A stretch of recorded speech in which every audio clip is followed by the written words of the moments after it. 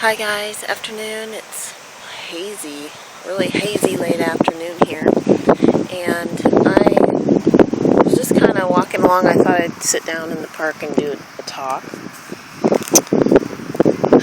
I've had a really busy day and I'm really tired, and so my mind was kind of wrapped around itself for a bit there. And what happens really, I think, is that our inner dialogue can take hold.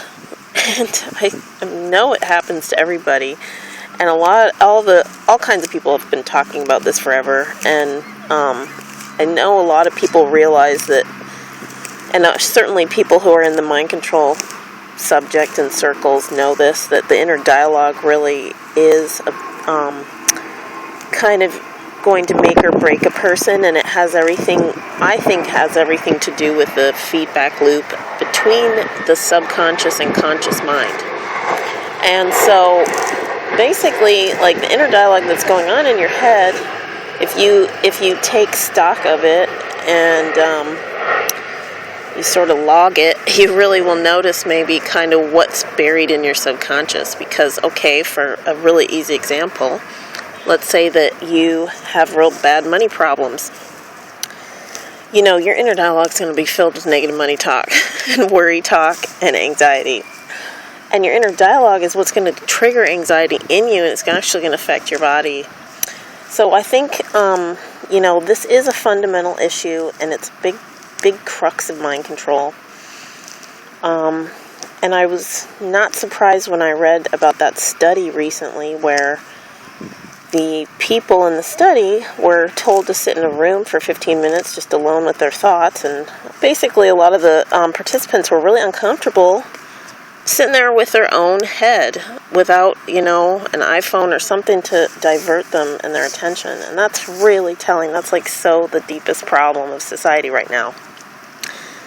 The networks of consciousness and the hive minds shit and this virtual reality and false matrix, I think, is in the friggin' head. It's in our minds, and our inner dialogue has everything to do with it. And that's where a lot of the parasite stuff is starting. This, whatever is driving human beings to be so parasitic, and also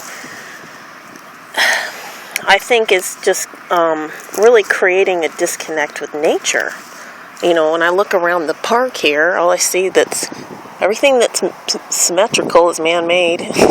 Everything that's boxy.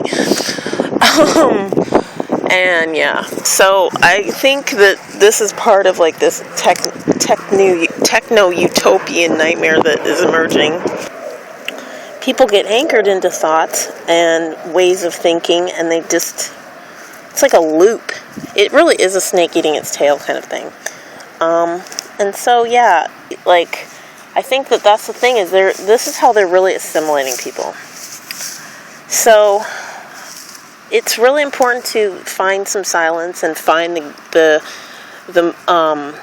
peace with the mind. But I think really ultimately it's also more important to be honoring yourself and having that connection between the heart and the mind. Because your feelings really, sometimes the mind can pretend that it's the emotions, and you can tell yourself you feel a certain way, obviously, when you don't. I see people do that all the time. I've done it. And so keeping that connection will definitely increase your capacity for willpower in this world. When the mind and the heart are aligned, then you have that thought and emotion, and they're not one isn't going against the other, if your thoughts want it, but your emotions don't, you're going to have conflict in yourself, and you're not going to be able to get the job done. So, have a nice day.